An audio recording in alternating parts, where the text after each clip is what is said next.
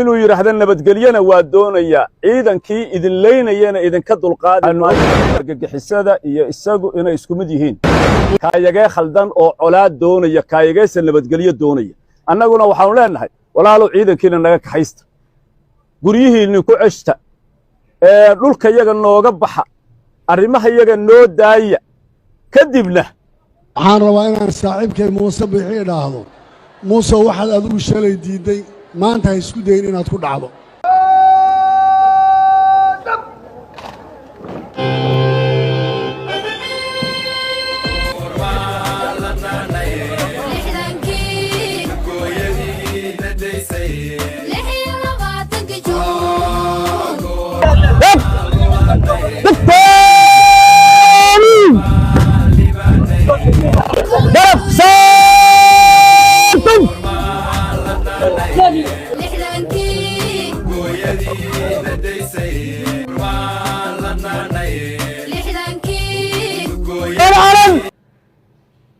xalay maxaa ka dhacay magaalada Laascaanood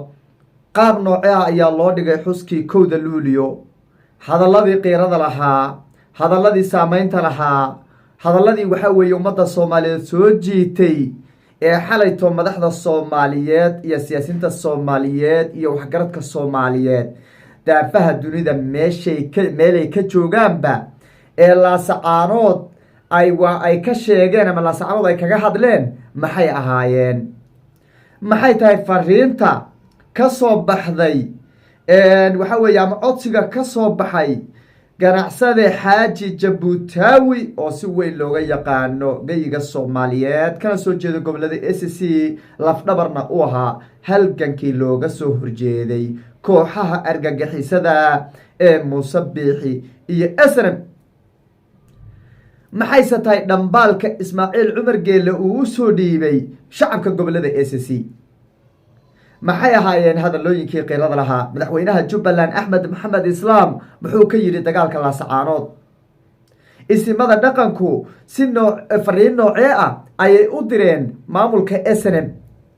Somaliland maxay ka tiri xuskii sanad guurada waxa weeye 1 Luulyo ee xalayta lagu qabtay magaalada Laascaanood qaab noocee ayay u dhacday daawadayaal intaas ayaa qodobadaasi iyo kuwa kale ayaan si fiican ugu faahfaahineynaa warkeena muuqaalka like saara share gareeya xogo xasaasi ah oo la xiriira xuskii waxa weeye xafladii 1 Luulyo qaabka loogu qabtay magaalada Laascaanood madaxda ka hadashay warka ka soo baxay Somaliland Ismaaciil Cumar Geelle dhambaal u soo diray shacabka gobolada SC ayaa warkeena daawadayaal ku qaada dhigayna insha Allah taala muuqaalka like saaro share gareeya aragtidiina qaybta commentiga nagu reeba xalayto waxa magaalada Laascaanood ka dhacay arin kasi culays badan kasi qurux badan xuskii 26 Juun ee maalmo ka hor ka dhacay magaalada Laascaanood qaab ka qurux badan qaab ka qiimo badan qaab ka waxa weeye ka miisaan culus ayaa hadana xalayto mar labaad xuskii 1 Luulyo magaalada Laascaanood loogu dhigay waxaa halkaa ka qayb galay senataro wasiiro siyaasiyiin ganacsato culimadiin isimadii dhaqanka dadkii mug iyo maamuuska ku lahaa geyiga Soomaaliyeed ayaa ka wada qayb galay halkaa waxaa sidoo kale ka qayb galay bulshada noocyadeeda kala duwan ciidamada saraakiisha dadka shacabka haday yihiin haween ururada siyaasadda dhalinyarada odayaasha dhammaan ayaa ka qayb galay xus miisaan culus baa horta xalay ka dhacay magaalada Laascaanood ay naga dabageeyay wixii la dhaafay waxaa halkaa ka jeediyay khudbado dad kala duwan baa ka jeediyay isimadii dhaqanka qaar ka tirsan isimadii dhaqanka ee asbuucyo ka hor u safray magaalada Muqdisho ee la kulmay madaxda qaranka ayaa halkaa ka hadlay waxay halkaa ka warbixiyeen waxyaabihii Muqdisho ay kala kulmeen iyo aragtida ay ka qabaan madaxda dowladda federaalka Soomaaliya waxaa sidoo kale halkaa ka hadlay senataro ka tirsan dowladda federaalka ee Soomaaliya waxaa halkaa ka hadlay wasiiro waxaa halkaa ka hadlay siyaasiyiin kala duwan dhammaantood warkooda halkan kuma koobi karnee waxay dhammaantood bogaadiyeen gobonimo waa u dhalasho dhabar adayga wanaagga sharafta shacabka gobolada SC iyo isimadooda iyo waxgaradkooda ee isku duuban ee doonahaya Soomaali inay mid ahaato oo la kala jarjarin u huray dhiigooda u huray maalkooda u huray waxa weeye hantidooda u dhabaradaygay in ay waxa weeye la dagaalamaan Soomaali diid doonahaya in Soomaali ay qoys iyo qabiil loo kala jaro arinta horta waa arin hadda cusub maaha waa arin ay diideen 63 sano ka hor ay diidanayeen waa arin awiyadoodu soo dhamaadeen waa arin ay u soo baaba'een waa arin hadafkoodii ay lahaayeenna ay ka midho dhaliyeen waxaa dib u celiyay 91gii dawladda Soomaaliya markay burburtay oo waxa weeye ay dib ugu laabteen oo wadadii bay ka yara dhumeene laakiin hadda maadaama Soomaali ay soo kabanayso oo civil war 91kii laga soo kabanayo maantana waxay u istaageen in Soomaali oo mid ah haddana la arko oo ay naftooda u hureen dhammaan intaasi horta isla xariiqeen xalayna waxaa magaalada Laascaanood xuska loogu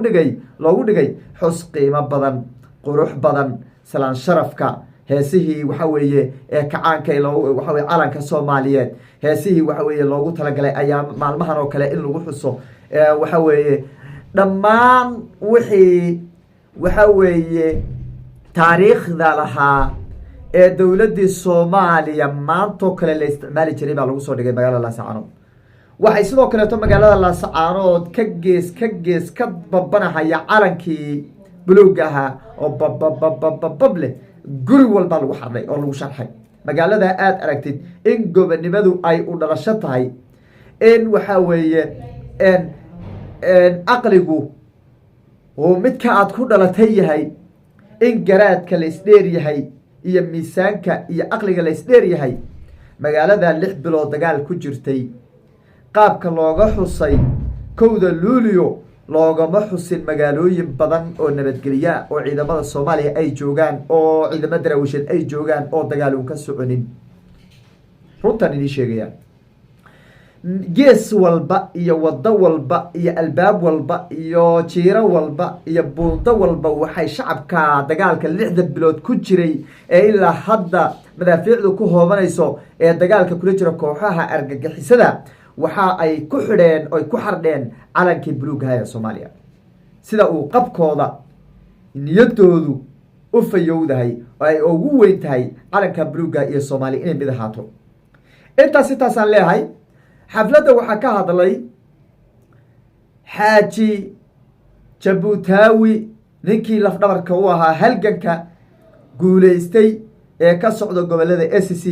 ee looga soo horjeedo Soomaali diidka midnimo diidka argagixisa taageerka nimanka dhibaatada badan ee duulaanka soo qaaday Jabuutaawi wuxuu yidhi oo codsi u diray shacabka Soomaaliyeed gaar ahaan shacabka gobolada SC in ay joojiyaan dhaliilaha iyo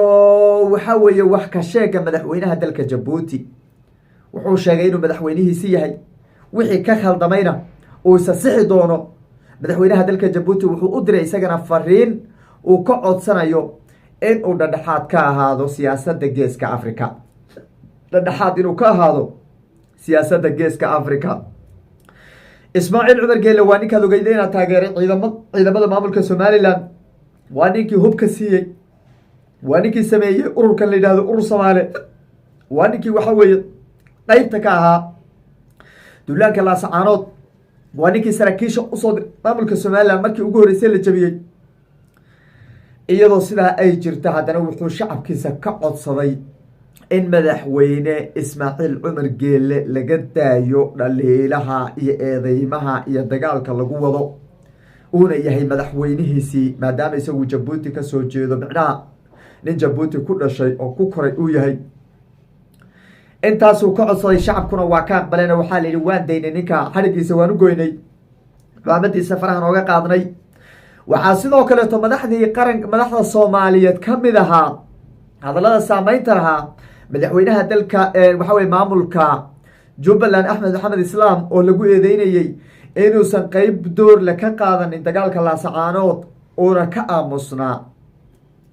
axmed maxamed islaam wuxuu fariin u diray muuse biixi wuxuu yihi muuse biixiow waxaad adu horey u diiday cidna ha ku qasbin cid kaa qaadanaysa ma lehe jooji dagaalka mas-uuliyaddeeda adaa qaadi doono way ka cuslaan doontaa halka maanta ay taagan tahay dagaalkaa dagaal raalli laga yahay maaha dagaal aad ka fiirsatay ma aha jooji waa fariin culus oo misaal leh oo mug leh horey baa laga rabay madaxweynaha waxa lagu eedeynayay horey baa la rabay inuu sidaasoo kale u istaago laakiin dhib ma laha xaaladdu maanta way taagan tahay cumaamadiisii dhiiqada ku jirtayna kor ayuu u qaatay madaxweyne axmed maxamed islaam walow isimada dhaqanku ay mahad ka sheegteen markay muqdisho kula kulmeen xoogaana la sheegay inuu wax badan la qabtay oo markaa ayadaa uu si fiican u sagootiyey uuna sheegay inuu garab u yahay haddanana aamusoonida lagu haystay axmed maxamed islaam haddana kor ayuu u qayliyey wixii hadda ka dambeeya madaxweyne hadduu dhambaalka ku soo gaaro waxaan kaa codsanaynaa waxa weye budigaa tahay deegaanka lagu soo duulay waa deegaankaadii dadka lagu soo duulay waa dadkaadii dadka la barakicinaya waa dadkaadii madaxweyne soomaaliyeed baa tahay arintaa u istaag ha ka gabanin xaqa u heli maanta waxa codkaadu waxa uu ka adag yahay oo ka inkaaran yahay xabad laysku ridahayo codkaada ayaa ka miisaan culus marka madaxweynaha dhambaalkaadu soo gaaro madaxweynaha jubbaland axmed maxamed islaam taas ayaan horta leeyahay intaas ayaan ku dhaafaya dhanka kale ismaaciil cumar geelle jabuutaawi isagaa la soo hadlay wakiiladiisaa la soo hadlay ismaaciil cumar geelle markuu dagaalkii ku fashilmay somalilan uu ku fashilmay taageero walba uu siiyey waxba qaban waayeen dhibaato uu kala kulmay ayaa waxa uu rabaa inuu iska dhigo inuu dhadhexaad yahay oo dagaalkan uusan kusoo biirin oo waxaan sheegay waxba uusan ka jirin dhib malaha ayaan leenahay dhib male waxaad horey u geysatay waa wax qorane waxa dambe ayaan lagu dawaangelinin ismaaciil cumar geelow halkaa kaga joog dagaalka ka dhexbax baan leenahay faraha iskaga qaad dhulbaate iyo isaaq way isgaranayaane faraha iskaga qaad dhanka kale waxaa la sheegay maamulkii muuse biixi mas-uuliyiintii muuse biixi sawkow uu ka ahaa in ay oohintu iska daba dhacayso warxuskii waxa weeye juun waa lagu qabsaday 26 juun oo waxaa la qabtay ramadaan ciidii ramadaan baa la qabtay oo waxaa la qabtay waxa weye ciidi fadrid baa la qabtay ciidi arafo oo waxaa lagu qabtay kowdii luulio oo magaalada laasacarood maxaa ulahayd ciidamada maxaa beenta u sheegay nuctaani iyo muuse biixibaa shacabka somaliland bay been u sheegeen ay leeyihiin gobolka sool ciidamadeena ku sugan been weeye magaalada laasacarood qayb bay kaga sugan yihiin waxa la sheegaya waa been war maa somaliland baa hadday laasacarood gudaheeda ku jirto yaa calanka buluuga meel walba lagu sharxi lahaa ma somaliland baa hadday gobolka sool joogto oy awood ku leedahay yaa waxa weeye xaflad lagu qabsan lahaa ma somaliland baa ogolaan lahayd in waxa weeye senataro iyo wasiiro laasacaanood ay xaflad ku qabtaan oy ka khudbeeyaan somaliland marka waxa weeye gobolka sool oo dhan waxay ka joogtaa godoofaarka oo aysan kasoo bixi karin hadday kasoo baxaana intaasaa maqan madaxa markay soo jeediyaan intaasaa maqan weerar markay soo qaadaanba gam ayaa laga siiya saraakiishoodana eber baa laga dhigaa